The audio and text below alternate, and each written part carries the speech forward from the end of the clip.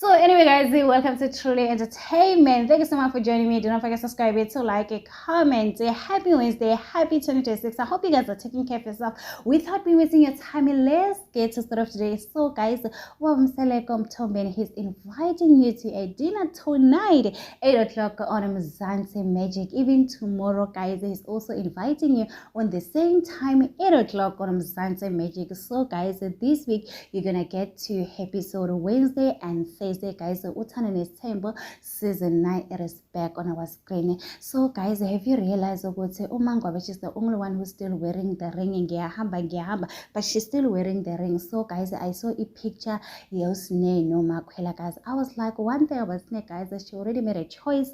She will choose Umacele and Makhwela guys. What about you? Who's your favorite kule season? Like I said before, I'm going with Mangwabe guys. I want to see Mangwabe. I was like, Mangwabe, ngifuna ukubona ukuthi uyenzani kule season, and because you already deliver everything and I don't think you have any content left from you guys from Mangwabe, so I'm expecting a lot from Mangwabe kule season 9. So guys, it is what it is. Tell me in the comment section what do you think about this. Do not forget to subscribe, to like, a comment.